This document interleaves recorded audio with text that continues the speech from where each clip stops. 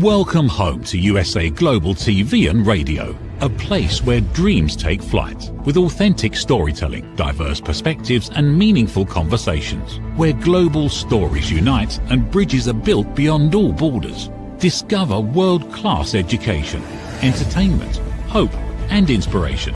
Together, we're building bridges worldwide. Subscribe to our channel, USA Global TV. Download our app, USA Global TV.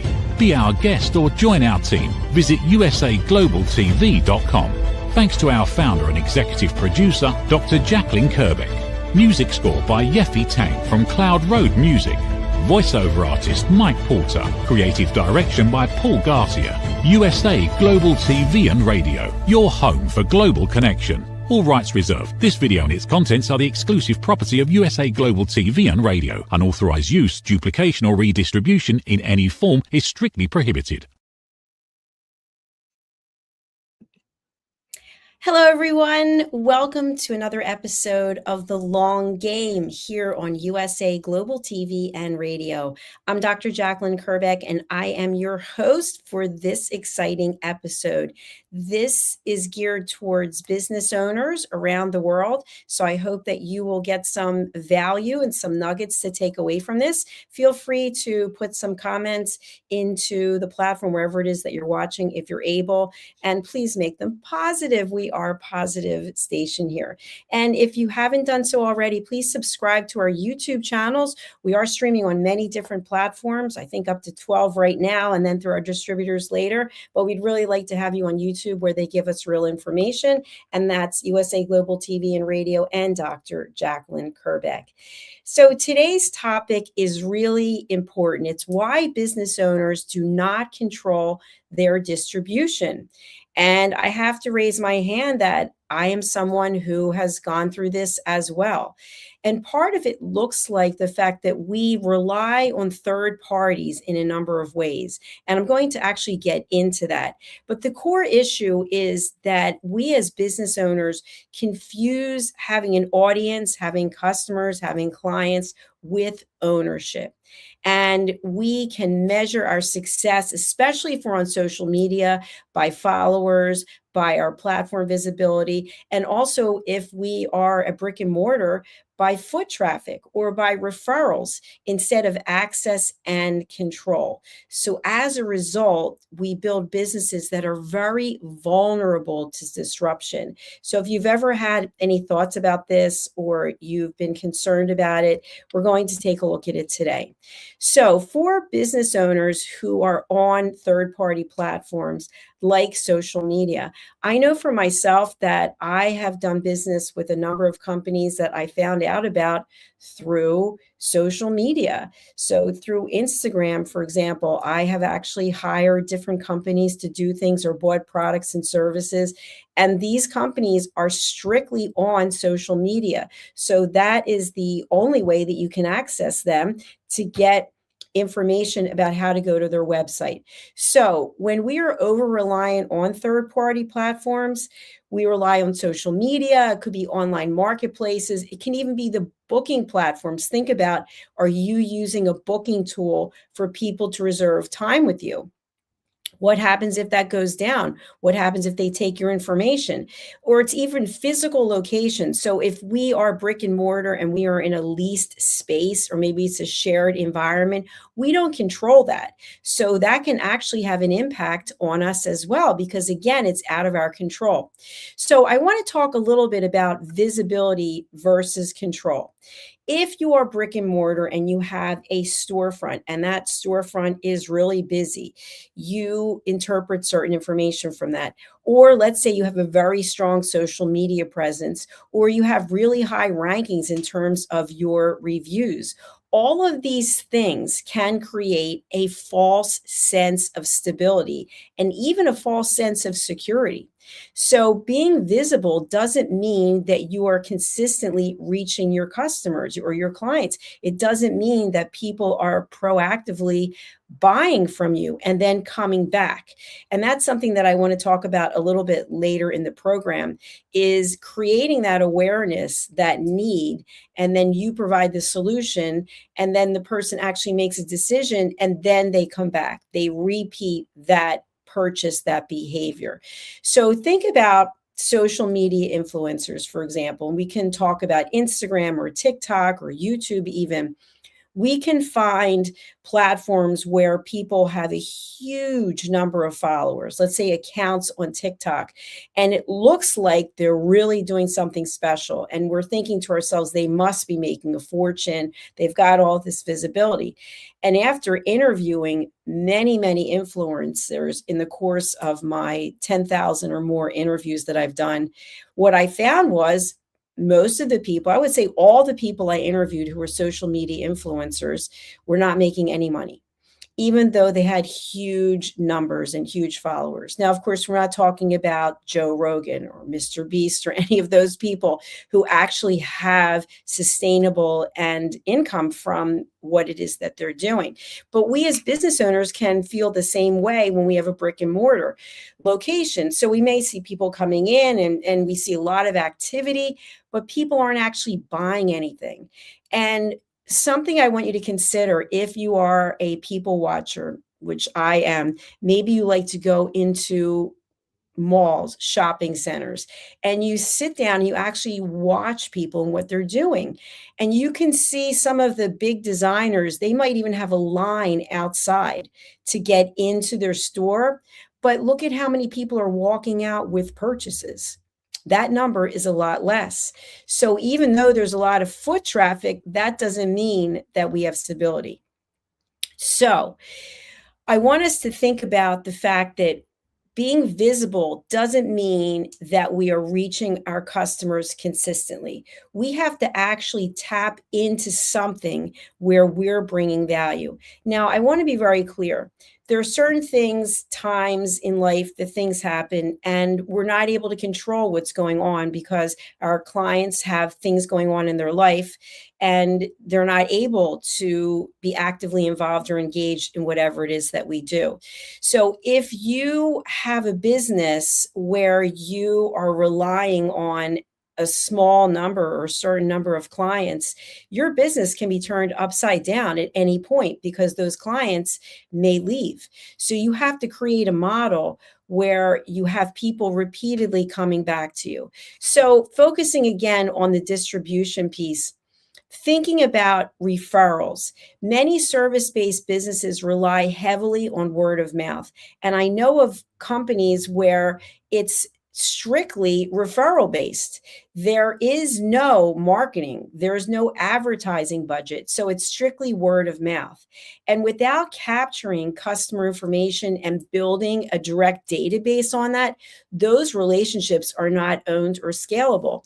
And if you think about being in corporate, I know when I was, we use salesforce.com and we input all the information about our clients into salesforce.com.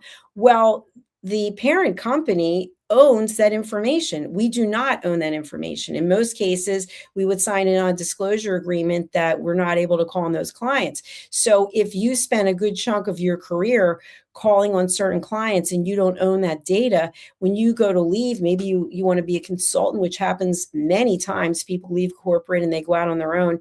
You're not able to use that data. So you can't rely on that last however number of years that you spent, because that data belongs to someone else. So that's what we're talking about when it comes to distribution. For example, something that happened in the last, I want to say 6 months, but it could be 9 months.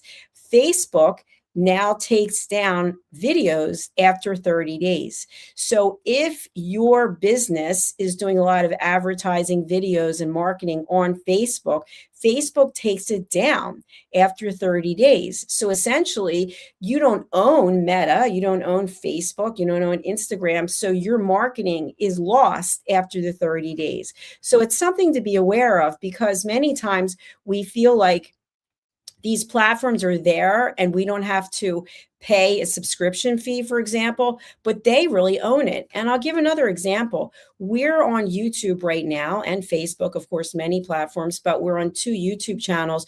Well, when we first started out, we actually had a TV show host here, and she was doing a special, and she was bringing on a woman who had lived with the gorillas. I think it was. She lived with the gorillas, and there was a documentary done about it. So she was in Africa, as was our show host, and I was also co-hosting. So the guest was going over to the studio of our team member who was in Africa, and they were going to do the show together. Well, she couldn't do the show for some reason. And so the host and myself did the show. And so what happened was the host pulled up a documentary from NBC about this same woman who's her friend, who lives near her, who was coming to her house, who lived with the gorillas or the baboons, I apologize, whichever it was. And we ran that clip. And what happened was YouTube shut the show down right away and took us off for a week because it was a copyright violation. Now, I wasn't aware that the co-host was going to be doing this, and I'm not faulting her, but we didn't know. But the point is, we didn't own that content. And so if we were relying only on YouTube, they took us out of business for a week. And so there's a lot to be learned about that. So we can't be just one place because we can be shut down at any time. And also, if you are doing marketing, are you backing up your video marketing so that you have the content? Also, when you're hiring people to produce content for you, are you getting the original files? Sometimes we work with other entities. Maybe we hire people and they give us the final product, but they don't give us all of the pieces of the product, which could be the audio file, the video, the graphics. And so if that person disappears or that platform goes down, we don't have anything. We just have whatever the final product was. And as an example, I do a lot of book marketing. And before my book comes out, it'll say coming soon, or you'll be able to purchase it on Amazon. Well, after it's already out, then that file is no longer relevant. So it has to be updated. So I make sure that I have all of those parts of the file, because otherwise that video is going to be irrelevant and people are going to watch it and say, why does it still say this if it's available? Okay, the next part of the distribution process is sometimes there's a lack of strategic thinking. Sometimes we operate in a knee-jerk reaction, and emotions come in play in this point. Sometimes we get so excited about what we're doing with our business that we don't actually think strategically. We don't think in the long game, which is what this show is about. It's about the long game. So our daily processes, our daily tasks, our daily operations, they take place over long-term infrastructure. So as a business owner, we have to expect that things are going to come up that are out of our control. We might have employees come and go, or consultants come and go, contractors. We might lose clients. We might lose business. There's a war going on. There's economic factors. And so we have to be ready for the long game, which you may say to yourself, well, how are we supposed to prepare for these things? Well, we have to have a plan B and a plan C and a plan D. And I'll give an example of this. When I was in corporate, I had decided at one point that I was going to retire. And I was going to retire because I had health issues. I have ulcerative colitis, and I was traveling around the world, and I was really sick, and it was getting more and more difficult to do this. So I was working with a coach who is now one of our team members, Mariska Dupria, and she's in Australia. And we worked together to put together my resignation letter and then what I was going to do when I left corporate.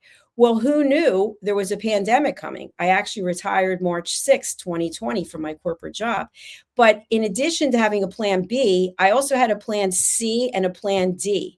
So it's almost like if you've ever been in event planning, or let's say a wedding, for example, we can all relate to that. And we anticipate that everything's going to be smooth sailing. It's going to be a beautiful day. But what happens when it's not a beautiful day? Are you going to have your guests standing in the pouring rain or in the snow or whatever the situation may be? That's not ideal. And people will have memories about that. If you are bringing in a band or you're bringing in people from catering, what happens if they can't make it? There always has to be a backup plan. And sometimes we don't think about this, but in the long game, we need to have options. Now, you may say to yourself, well, in the event of a wedding, for example, I can't afford to hire a band and then hire a DJ. And then, no, of course not. But what is the next step that you would do if the unbelievable happens? And of course, I'll give another example. You know, I love my examples. I was in corporate. I was calling on this company, and I had been calling on them for a while, and I had an appointment with one of the C-level executives, and I was flying in for the meeting, and my boss was also flying in for the meeting. And so what ended up happening was my boss's flight was canceled, and I was there at the meeting with this C-level executive from a Fortune 500 company. And I was prepared. I already knew what role my boss was going to play. Now, in some cases, people would be very anxious about this. Well, my boss, he's a higher level than I am. I looked at it as I am there as a conduit to bring a solution to what this prospect's needs are.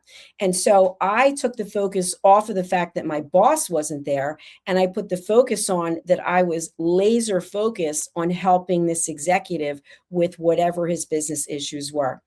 And another example is I had another client I was calling on, and one of my executives from my company and I went to this meeting, and we had spent a lot of time calling on other people within the organization. And now we were actually going to have our day in the sun, so to speak, where we were sharing the solution. And we had never met with this executive before, but we met with a number of his people, probably over 9 months. And so we had the PowerPoint, the 60 slide PowerPoint that everybody loves. And what ended up happening was the executive said, I'm not interested in this solution. I have something else I want to work on. And my boss and I were kind of like deer in the headlights because our team spent all of this time working on this. But it didn't matter because what happened was it shifted in terms of what that executive needed to hear. So sometimes when we are planning for the long game, we have to realize, I shouldn't say sometimes, I would say all the time, we've got to be prepared that things are going to change. We can't be married to something so heavily and heavily invested in it that we can't be light on our feet, that we can't pivot, that we can't shift, we can't be open, because life is always bringing us opportunities. And so in the long game, we've got to be open to receiving this as information. Now, another thing I want to talk about is avoidance of owned channels, things that we actually control. So in the long game, we have information that we have at our fingertips that we can use, but sometimes we avoid this. One of these things is email lists. Some people have newsletters, and in all candor, I no longer send out newsletters because for the television network, it became so clunky. And if I didn't put all the TV shows in there, people were offended. So I stopped doing it. But for many people, the newsletter is the way that they are really touching the people who are following them. Now, obviously, here with the television network, we're here every day broadcasting. So you have an opportunity to engage with us if you would like. You can also be a guest on one of our shows. But for brick and mortar stores, for other types of businesses, you have email lists. What are you doing with them? You also have access to your customer databases and CRM systems. Like I mentioned, Salesforce. I think Goldmine is another one. I don't know if it's still out there or not. And you have your websites. So all of these things require effort and discipline. And one of the things that I typically notice is when someone shares their website and we're promoting it, at the very bottom of the website, it'll have a copyright and the year. And sometimes it's like, I just saw somebody 2022, and I thought, why are you not managing your website? Why doesn't it say 2026? And your marketing materials reflect the current year. I know when we switched from 2025 to 2026, we have marketing assets that had 2025 on them. And we're in the process of getting them all updated. So we own that content, but someone has to physically go in and change what's in there for the year. So that's something that we can do. And it also adds credibility.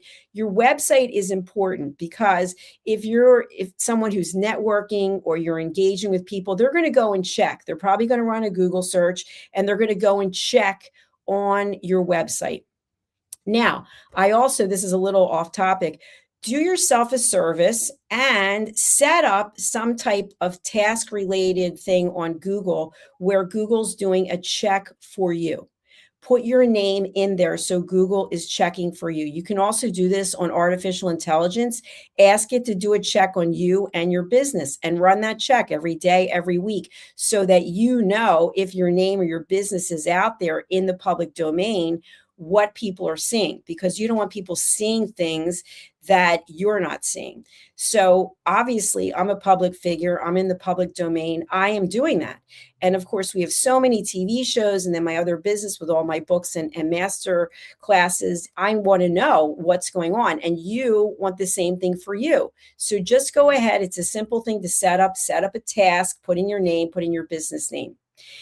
Many times business owners will avoid building and maintaining their own website and email lists because they don't see immediate results. Now, at the same time, we also have people who are interested in collecting this information and there's no real reason why they're doing it. So if someone says to you, oh, I need your email address, I'm putting it in my database. Well, what are they using it for? Are they going to be sending out a lot of emails that are something you're not interested in? Now, in full disclosure, I get a lot of emails and I'm on a lot of email lists. Some of them I signed up for and some of them I didn't. Most of them I didn't. But I don't delete myself. I don't unsubscribe, which is a knee-jerk reaction a lot of people do, because in the long game, I want to see what people are doing. I want to see what other people are doing with their business, how they're branding themselves, because maybe I can learn something from that. That's free intel, free information.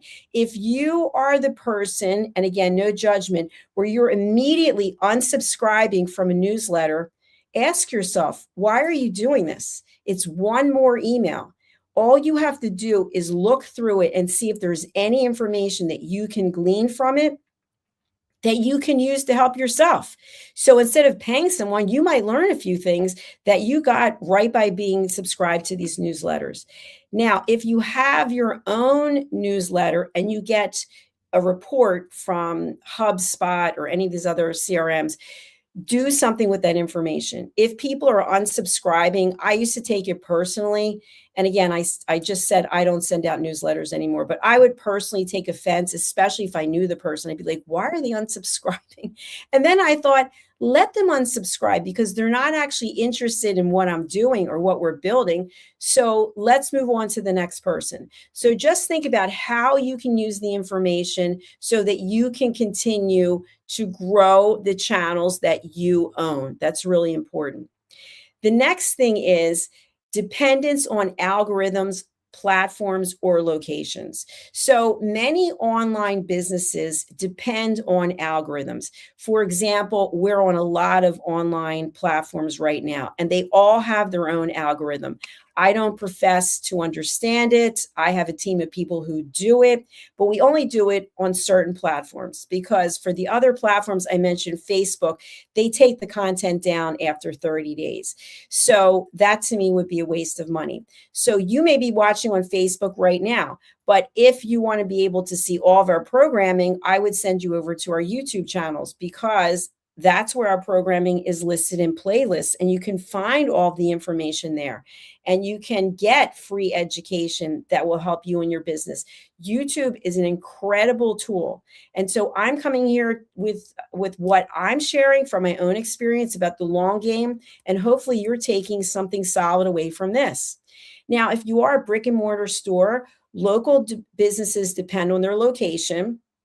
their foot traffic, and also third-party apps. So recently, I felt like I needed a massage. I worked out really hard. I've been wearing a 10-pound weight vest and doing 2 hours in a row of these exercise classes. And so I really needed a massage. But I thought to myself, I don't feel like spending $200 or $300 for a massage. Not that it's not worth it, but I didn't feel like spending it. And I'm getting back to foot traffic. So someone that I trust referred me to this place that does foot therapy. They do massages. And the name itself was something that I was a little uncomfortable with. But when I went there and I saw the location, it was on a major off of a major highway in a strip shopping center. It wasn't somewhere buried that I thought, oh my gosh, this could work out. It's not to my advantage. I don't need a massage this much. So the point is, where you're located makes a big difference, whether or not, if people don't know you, that they feel comfortable walking into your location. It has to feel welcoming. Another thing is third-party apps. I know people whose business is on an app. Well, what happens if the app goes down? What is your game plan? What happens if the platform is shut down? In these cases, that control is not yours, it's external. So if your entire business is on an app, what will you do if that app goes down? How will you redirect your clients? How will you keep your clients? What happens when it does go down? What is the disaster recovery? Now, I had hired a company to put us on Roku. We were on Roku for about, I want to say, a year and a half. And it came to my attention that the Roku account under the developer name was not under my name. And it wasn't under my business's name. It was under another person's name. So I reached out to this person and I said, you, as part of the contract, we're supposed to put this app, the developer name, in my name. And so what ended up happening was that this guy hijacked my Roku channel, literally hijacked it so that it was taken down. And then I had to pay him money to get it back. And I thought long and hard about it, and I paid the money. And I only did it, I think, because I was relatively new in business and I was kind of in a panic stage, like, oh my gosh, what are people going to think? But the point is, in the long game, I would never do that again. And I'm very particular about where it is that we stream, because if I have no control over it, then I'm literally handing the keys to the business to someone else. So today, we're not on Roku ourselves directly, but we are through a distributor. But if Roku were to go down through the distributor, that is going to have little to no impact on my business. So keep these things in mind. The next thing is misunderstanding of business assets. So we own some things that we can distribute. I talked about these. It could be a customer list. It could be direct communication channels, repeat buyers. These are all assets. But most business owners don't prioritize building these assets. I remember when I worked for one of the major telecommunication companies in my corporate career, the clients that we had versus the new clients, they were worth gold because they were bringing in 80% of the revenue.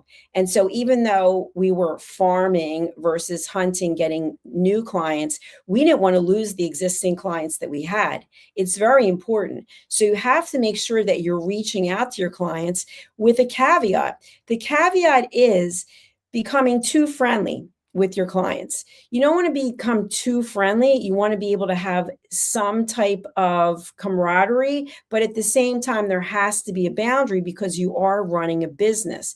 And so what will happen is I have a friend who's a brick and mortar store, and one of their main clients became a really good friend. And then this person decided they were moving for other reasons. And what happened was, they stopped being a client, and the person got completely offended because they lost a lot of their business, and they were looking at it, well, this is a client, now they're a friend. Also remember just to subscribe to our channels.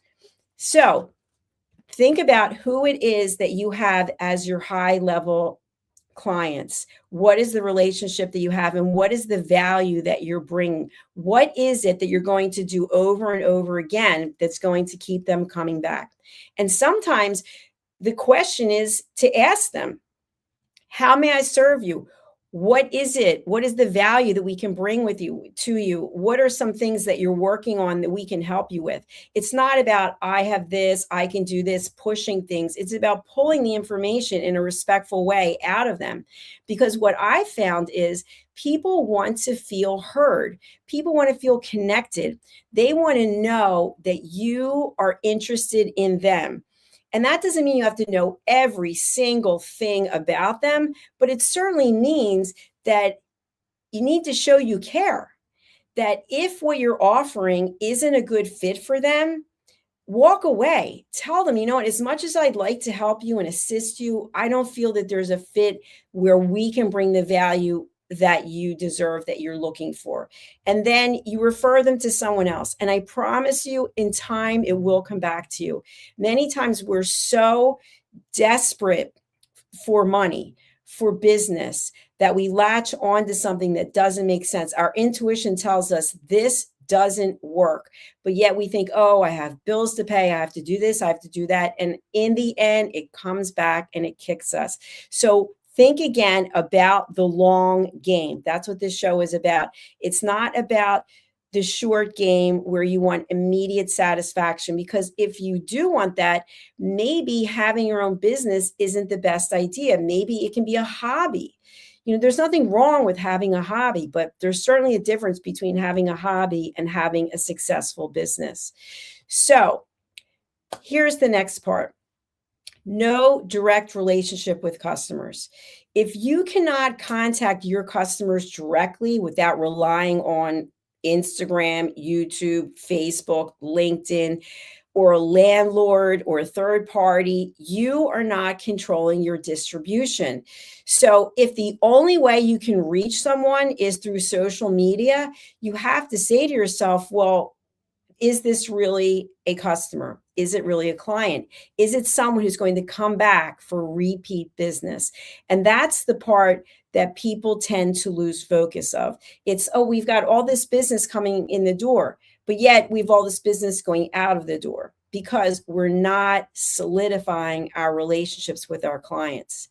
And again, there's only so much that we can do when we are bringing value. We don't have all the answers, and we're not for everyone, but people make that mistake. People think, and I know this from interviewing people, who's your client? Oh, everyone's my client. No, everyone's not your client. Not everyone is going to want you or what it is that you offer. Not everyone's going to want me or what it is that we offer here at USA Global TV and Radio, or me as a keynote speaker, or me as an author. That's just the way that it is. And you have to accept that, because in the long game, if you don't, you're going to be constantly hurt. You are going to be taking every single thing personally, instead of this is part of the process. This is how you move from point A to point B. It's part of the process. So keep that in mind. The business impact of all these things I've talked about today is revenue becomes inconsistent. Your customer retention is weak or zero. Your marketing costs are going to go up, and your growth it's unpredictable, it's unstable, and your business value is truly limited. You can go from being a partner with someone to just being an order taker, or to being an order taker to being a partner. In many cases, what I see are people who are order takers. If you think about it, a lot of order taking has been taken off the table when it comes to humans. For example, you can go to Amazon and they'll take your order. There's no person you have to deal with. Everything's done online.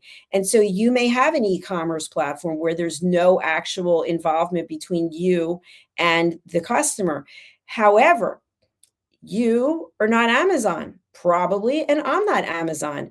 So while Amazon is at a completely different level, for most of us who are in business, if we just become order takers, they can easily leave and somebody else can take the order.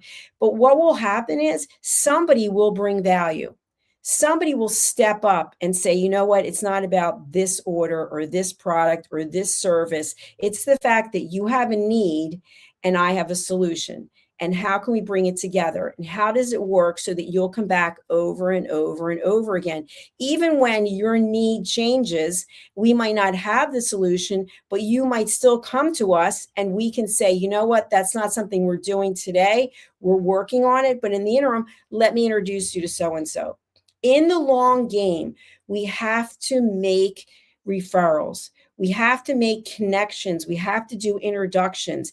If you are holding on to a client so tightly or a prospect and you're not willing to let them go and network and make new relationships, I promise you, you will lose them. My example here is, without saying any names, before I had my own platform, I was doing a television show on another platform. And I was also doing a radio show. And it was the same title, two different shows. And so I was cross promoting both, which was my choice because I was paying for both. When you have a TV show or a radio show, you're probably paying for it. And what happened was the owner of the TV show said that I couldn't do it anymore, that I had to pick his platform or the radio platform. So you know what I said?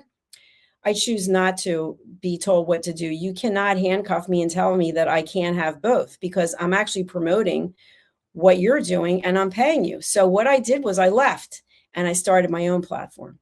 The radio station went out of business, but I started my own platform and I stand before you today on our 5th year. So I made a decision that at the time felt uncomfortable, but at the same time, that's what I instill on my team. I want my team to go out and network, be on as many platforms as they can, make connections, do what they need to do. Because if you're not doing that, you're only self-centered, you're self-absorbed. And who wants to be with someone who is all in their ego? I believe that as business owners, when we have a kind heart, when we show up with grace, when we want to live a life of peace, that other people feel that. And so I want that for everyone on our team. I want that for you. And where that journey takes you, I don't know, but I'm not in control of it. So all I can do is encourage you to listen to your intuition. So as a business owner, I hope I've given you some nuggets that you can actually use when you think about whether you have a business or you're going to start a business, maybe you're in corporate and you want to leave. Think about the long game. How long are you in this? And then, of course, another whole topic, which we'll do on a different show, is an exit strategy. If and when you're ready to get out, you want to retire, you want to sell your business, you want to wind down, we'll talk about that in the future. But we've got to be able to see the big picture, knowing we can't predict pandemics, we can't predict wars, we can't predict stock market, real estate, whatever it might be. We have to be able to provide value.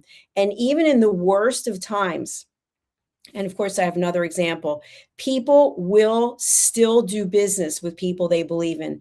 My father was a new car dealer with my uncle, and I was in sales at the time, and then I became a finance manager. But those of us who are in sales, we would be asked, why aren't there more customers coming in? You know what, Dad? It's raining today. You know what, Dad? It's snowing today. You know what, Dad? The sun is out today. Like, who's going to come and buy a car? And my father would say, all those things are just excuses.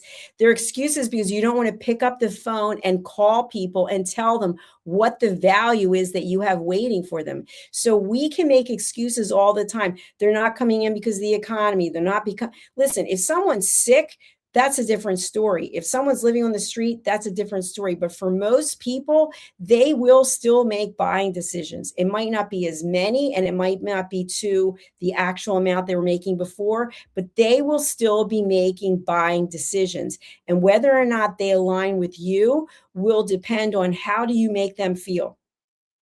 How do they feel when they think about the relationship? And even if it is transactional, okay, even if you are not on the front lines of the business, your people are. And if it is something that's e-commerce based, what does the follow-up feel like? Also, what does it look or feel like when the person receives the product or the service? Are you and your people going the extra mile? Are you doing ongoing training to teach people how to show up with compassion and empathy, especially if you have a call center? People are typically calling into a call center to complain. Not everyone can take complaints day in and day out, but you can train the right people, because not everyone can do this. You can train the right people to take a complaint and convert it into a sale, convert it into happiness, any way you want to look at it. But you have to invest the time and energy in your business to do it. And that, my friends, is the long game. If you haven't done so, please do so right now and go over to our YouTube channels, USA Global TV and Radio and Dr. Jacalyn KERBECK, and subscribe. If you would like to be part of our program as a guest, you can go to our website, usaglobaltv.com. You can also have your own show. We are interviewing people for their own show. Whether you have experience or not, we will train you. And you can take a look at this video clip that will give you more information. In the meantime, stay tuned for our next show. We've got over 60 shows in total in all of our playlists. So we're hoping that we have something for everyone. But we'd love to hear from you if you'd like to do a show too. Thank you for listening, and thank you for being here. Bye for now.